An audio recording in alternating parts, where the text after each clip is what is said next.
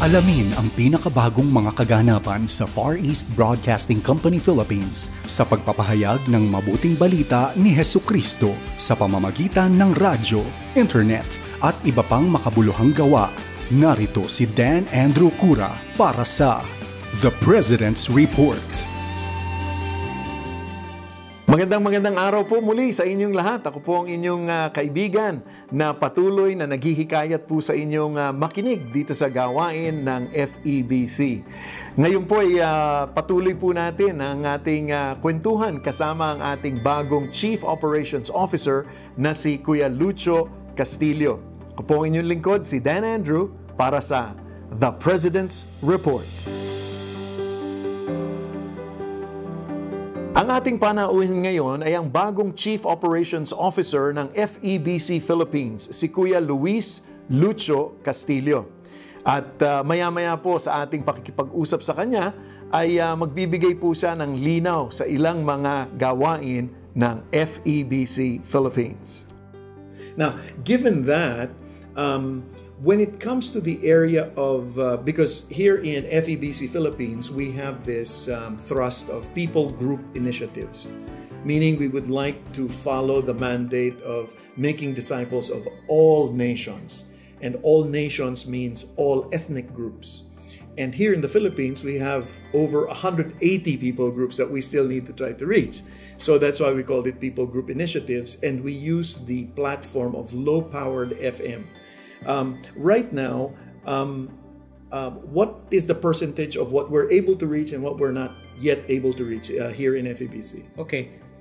Right now in the Philippines, we're about 112 million. Mm-hmm. And based on our propagation tests, we are able to reach 65% of the country. And that's about 73 million people. Mm-hmm.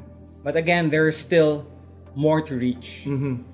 And would you have by this time some areas that we are trying to reach at the moment, or what we would call deaf spots at the moment? Yeah, for now, our deaf spots remain as follows.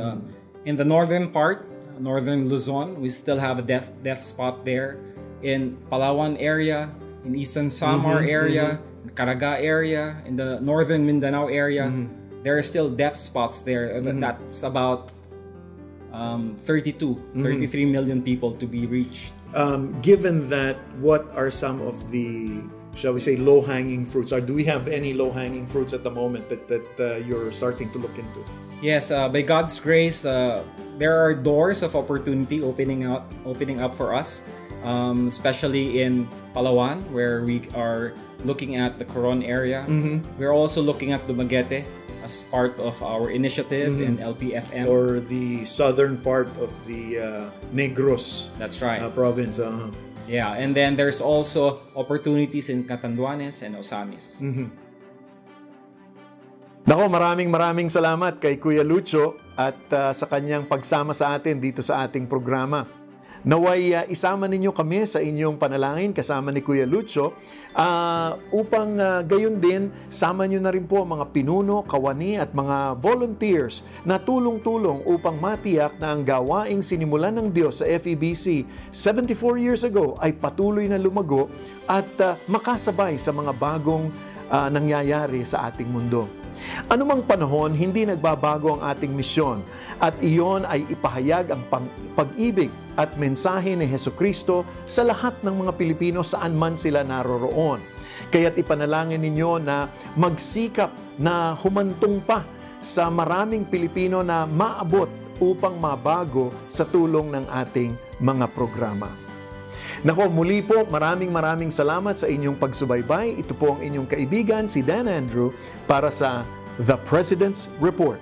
Manatili po kayong laging ligtas at pagpalain po kayo ng ating Panginoon. Inyong napakinggan ang The President's Report. Kung nais ninyong maging kabahagi ng gawain ng Far East Broadcasting Company Philippines, bisitahin ang aming website donatenow.febc.ph o mag-email sa info@febc.ph para sa inyong mga katanungan o mungkahi.